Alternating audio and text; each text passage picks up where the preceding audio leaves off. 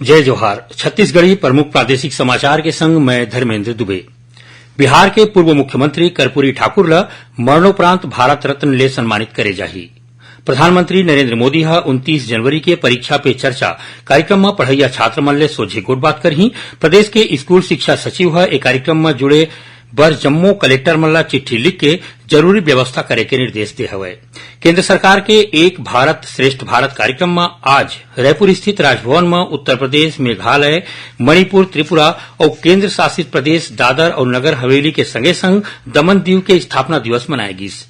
मुख्यमंत्री ह आज रायपुर में होए राष्ट्रीय सड़क सुरक्षा लघु फिल्म महोत्सव के शुभारंभ करिन। ए मौका में ओमन किहिन कि ए फिल्म महोत्सव ह लोगन मन ला यातायात के नियम के पालन करे बर जागरूक करे में मदद दिही। उप मुख्यमंत्री अरुण साव ह आज रायपुर के स्वामी विवेकानंद हवाई अड्डा ले गणतंत्र दिवस परेड देखे बर नई दिल्ली जवैया स्वच्छता दीदी मन ला झंडी दिखा के रवाना करिन। उन्हें केंद्रीय आयुष मंत्रालय के योजना के तहत प्रदेश में चलाए जात आयुष्मान आरोग्य मंदिर के 15 झिन योग प्रशिक्षक मन ला घलो नई दिल्ली में होवैया गणतंत्र दिवस समारोह में बुलाए गे हे। प्रदेश में सार्वजनिक वितरण प्रणाली के तहत ए बेरा चलत जम्मो राशन कार्ड मन के नवीनीकरण के काम काली 25 जनवरी ले शुरू होही, जौन ह 29 फरवरी तक चलही। भारतीय सेना में भर्ती बर 8 फरवरी की अधिसूचना जारी करे जाही। एकरे संग ऑनलाइन अर्जी के काम शुरू हो जाही, जौन ह 31 मार्च तक चलही।